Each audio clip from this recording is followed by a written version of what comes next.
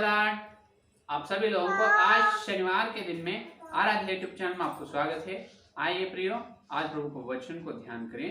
कल के संदेश में अपन भक्ति करने वालों की पवित्र इच्छा, जो भक्ति करने वालों की इच्छा क्या है, कैसे रहती है, उसके बारे में अपन ध्यान करें। तो भक्ति करने वालों के मन में ये इच्छा रहते हैं कि ये इच्छा पैदा होते हैं कि हम परमेश्वर यीशु मसीह के स्वरूप में बदलना चाहते हैं। यीशु के स्वरूप में लोग बदलने की पवित्र तमन्ना से रहते हैं। तो इसीलिए हर दिन प्रभु से संगति करते रहते हैं। उसके द्वारा जो यीशु मसीह के सुंदर व्यक्तित्व का गुण जो है, परमेश्वर के गुण को उन्होंने धारण कर लेते हैं। जैसा प्रेम है, क्षमा है, दया और सहायता, इसके द्वारा विशेष रूप से धार्मिक जीवन जीने के लिए यत्न करते हैं। उसी प्रकार न्याय के लिए लड़ते रहते हैं। यहां तक कल अपन ध्यान करें। आज अपना ध्यान विषय है कि तो धार्मिक जीवन जीना है, धार्मिकता को, परमेश्वर धार्मिक को प्रीति करने वाला है, धार्मिक से प्रसन्न होता है परमेश्वर, क्योंकि उन्होंने दुष्टता या अधर्म से बैर रखता है। तो न्याय क्यों करना है, न्याय के लिए लड़ना क्यों, उसके बारे में आज अपन ध्यान करें। समझ में?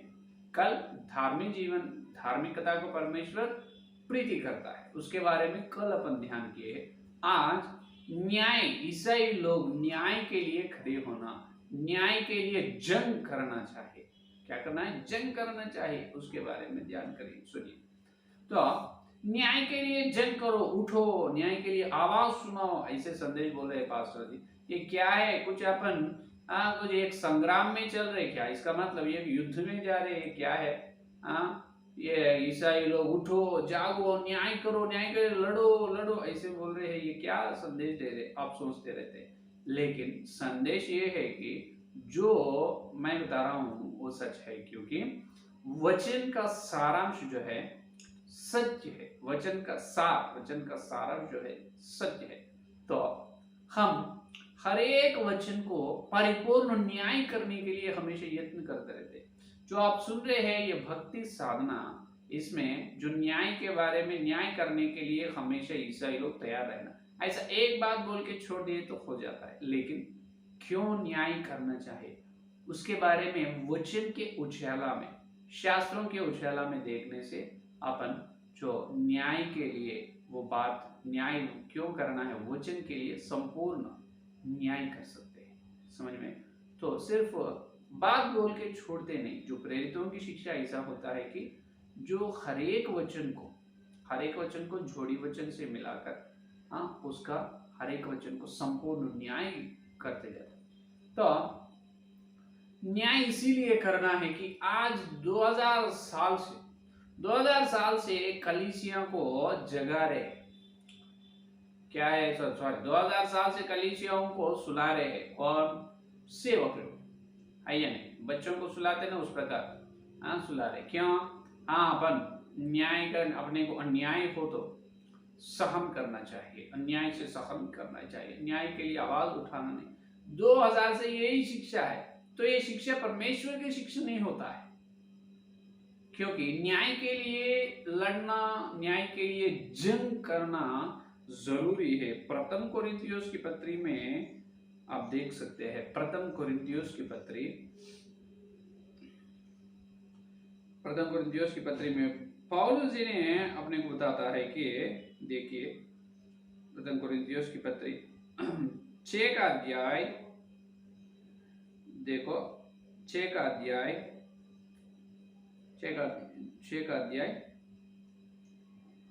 6 का वचन देखो। वरन भाई भाई में मुकदमा होता है, और वह भी अविश्वासियों के सामने। देखो 5 वचन, मैं तुम्हें लज्जित करने के लिए यह कहता हूँ, क्या सचमुच तुम में से एक भी बुद्धिमान नहीं मिलता जो अपने भाइयों को निर्णय कर सके? ये देखिए 7वां वचन, और सचमुच तुम्हें बड़ा दोष तो यह है कि आपस में मुकदमा करते हो, वरन अन्याय क्यों नहीं हो सकते? अन्याय क्यों नहीं सहते? ये देखो, अन्याय सहने के बारे में कह रहे हैं पौलुस जी ने प्रथम कोरिन्थी 6 और 7 में। अन्याय को सहते चलना है। तो इतने अच्छे तरह से बताए। और भक्त पेतरुस जी ने भक्त पेतरुस जी ने अपने को ये बात कहा है कि जब अन्याय होता है, अन्याय से सहन से अन्याय को बर्दाश्त करना, इसका मतलब अन्याय को सहते चलना चाहिए। देखिए पेतरुस की पत्री, प्रथम पेतरुस की पत्री दूसरा अध्याय प्रथम पेतरुस दूसरा अध्याय 9 का वचन देखिए, सॉरी 19 वचन, दूसरा अध्याय 19 वचन को देखो। 19 वचन में, क्योंकि यदि कोई परमेश्वर का विचार करके अन्याय से दुख उठाता हुआ क्लेश सहता है तो यह सुहावना है। हालेलुया। देखो यहाँ अपन परमेश्वर के लिए दुख उठाता है, ये अन्याय सहता है, तो ये ठीक है परमेश्वर के सामने। तो वचन ने ऐसा कह रहा है कि अपन अन्याय को सहते चलना है, अन्याय को सहते चलना है, तो ठीक है, ये परमेश्वर को अच्छा लगता है। लेकिन मैं इसे बता रहा हूं कि अन्याय को सहना नहीं, अन्याय के हो तो जंग करना चाहिए, अन्याय के लिए लड़ना चाहिए, न्याय के लिए। तो ऐसे कैसे हो सकता है? यही प्रथम कुरिन्थियों की पत्री देखिए, अभी देखिए यहाँ पर जो पौलुस जी ने जो कहा है 7वां वचन में, अन्याय को सहते चलना है। लेकिन 8 या 9 का वचन देखिए, 8 वचन 9 का वचन, वरन अन्याय करते और हानि पहुंचाते हो, और वह भी भाइयों को। क्या तुम नहीं जानते कि अन्यायी लोग परमेश्वर के राज्य के वारिस ना होंगे? हालेलुया, यही बड़ी बात। 7वां वचन में ये कहा है कि अन्याय को तुम सहते जाना है, लेकिन 8वां वचन में अन्यायी लोग स्वर्ग के वारिस नहीं हो सकता है। क्या तुम ये नहीं जानते? देखिए पौलुस जी ने क्या कह रहे, अरे एक ही वचन में 7वां वचन में अन्याय हो तो सहते चलना है, सहन से रहना है बता रहे, लेकिन 9वां वचन में अन्यायी लोग स्वर्ग में नहीं जाते, तुम न्याय के लिए लड़ो, ऐसे बात कर रहे।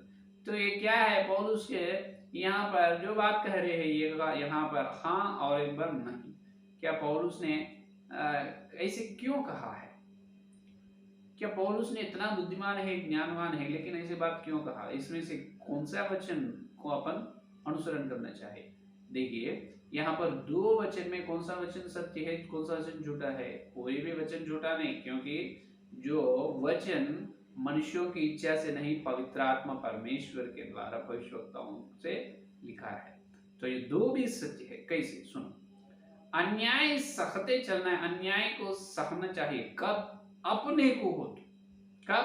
अपने को अन्याय हो तो, अलग एक व्यक्तिगत मैं व्यक्ति हूं, मुझे अन्याय हुआ है तो मैं सहन से रहना चाहिए, सहते चलना चाहिए। लेकिन मेरे आगे व्यक्ति को, जो मेरे पड़ोसी, मेरे भाई या मेरे बहन, जो कोई होने दो, मेरे आगे जो व्यक्ति है, दूसरा व्यक्ति मैं छोड़कर जो कोई दूसरा आगे व्यक्ति को अन्याय हो तो, जब क्या करना है? जब वो अन्याय के लिए लड़ना चाहिए, उनको न्याय करो। अन्याय कर रहा है तो ऐसे बात ये लड़ना चाहिए, ये है यहाँ पर सच। जब तुमको आत्मिक जीवन में, जो तुम्हारे व्यक्तिगत जीवन में अन्याय हुआ है, ठीक है परमेश्वर देख लेता है, लेकिन अपने सामने और एक व्यक्ति को अन्याय कर रहा है अपने आंखों के सामने, जब कैसे चुप रहते हो तुम? चुप नहीं रहना है, जब न्याय के लिए न्याय करो, उसको ठीक से न्याय करो, लड़ना चाहिए, जंग करना चाहिए। समझ में? ये है सत्य, यहाँ वचन का सच्चाई ये है।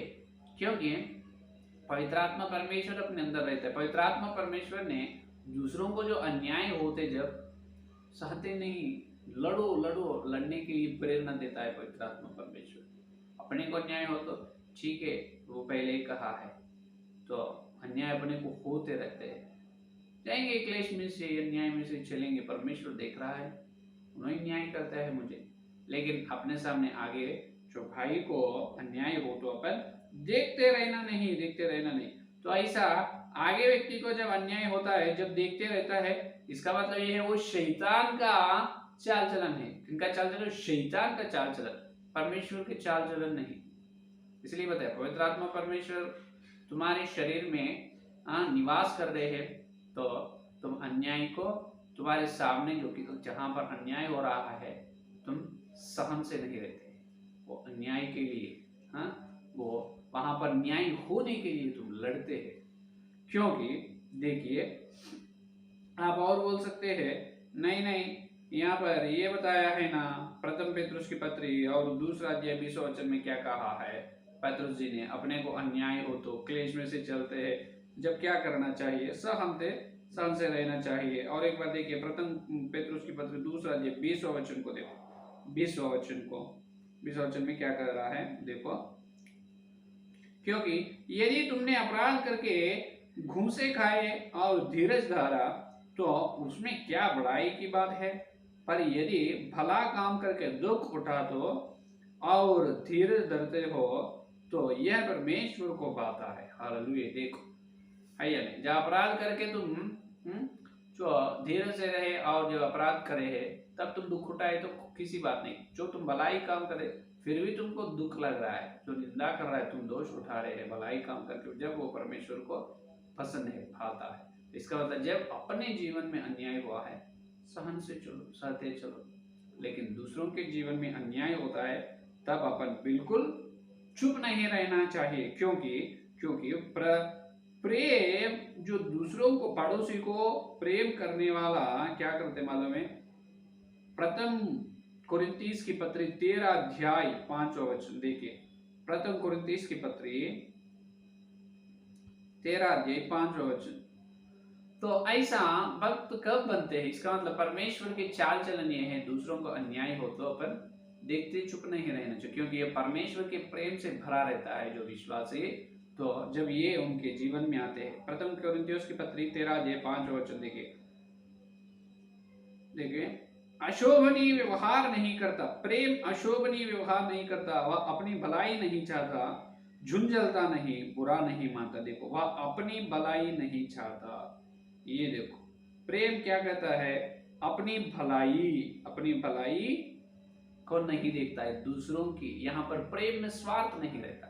जब तुमको अन्याय हुआ है तुम चुप है, लेकिन दूसरों का अन्याय हुआ है जब तुम लड़ रहे हैं, इसका मतलब यह है कि तुम परमेश्वर के प्रेम से भरे हुआ है, तो तुम दूसरों को अन्याय होते हो तुम देख रहा है, लेकिन तुम्हारे अंदर ऐसे जल रहे है, तुम्हारा दिल हृदय जल रहे है, तो न्याय के लिए तुम लड़ रहे हैं, इसका मतलब परमेश्वर का व्यक्तित्व है। परमेश्वर वहां पर किसी प्रकार का स्वार्थ नहीं। जब अपन दूसरों को जब अन्याय हुआ, जब अपन लड़ते हैं न्याय के लिए, तब वो स्वार्थी नहीं, कोई भी समाज में देखने वाला भी कोई ऐसे नहीं बोलता अरे इसको क्या हुआ है, उनके बारे में इसके क्या सोच रहे हैं, चुप रहना है, इन्हों क्यों लड़ रहे, ऐसे बात नहीं, अरे दूसरों के लिए इन्हों आगे आए हैं और लड़ रहे हैं, ये तो अच्छा आदमी है, अच्छा व्यक्ति है, ऐसे बात करते हैं। तो अपन दूसरों के लिए लड़ते हैं अन्याय हो तो, जब वो भलाई है, जब परमेश्वर के नाम को महिमा आएगी, क्या ये परमेश्वर के नाम के महिमा आएगी, ऐसा परमेश्वर के नाम को महिमा आना चाहिए, इसीलिए हमेशा अपन लड़ते चलना है। क्यों? न्याय के लिए लड़ते जाना है, लड़ते जाना, दूसरों को अन्याय हो तो, अपने को हो तो नहीं, अपने को हो तो पौलुस ने कहा, पेत्रुस जी ने बताया, न्याय हुआ है, दुख उठाया है, ठीक है, परमेश्वर को भाता है, लेकिन दूसरों का न्याय है चुप नहीं रहेगा। जब हर व्यक्ति, हर विश्वास, जब उनके पड़ोसी, उनके भाई, जो आगे व्यक्ति को अन्याय हुआ, जब न्याय के लिए लड़ते जा रहे हैं, तो परमेश्वर का व्यक्तित्व है, हाँ, परमेश्वर का श्रेष्ठ गुण अपन धारण कर लिए, समझ में, इसीलिए न्याय के लिए लड़ना चाहिए। जब ऐसा अपन न्याय के लिए लड़ते जाते हैं, जब पूरे कलीसिया, सार्वत्रिक कलीसिया पूरा परमेश्वर का राज्य बन जाता है। हालेलुया।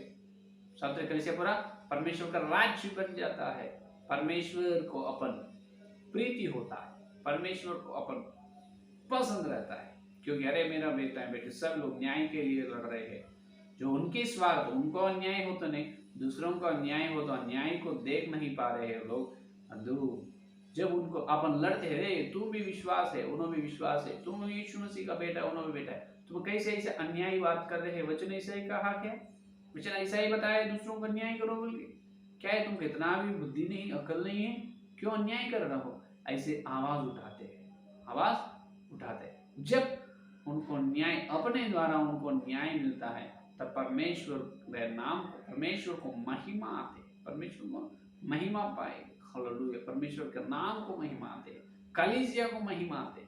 तो हर विश्वास ऐसा न्याय के लिए जंग ये लड़ते जाना है, तब पूरे सार्वत्रिक कलीसिया, ईसाई समाज पूरा परमेश्वर का राज्य बन जाता है। लेकिन सेवक लोग ऐसा सुला रहे हैं इस कलीसिया को, या मंडली को।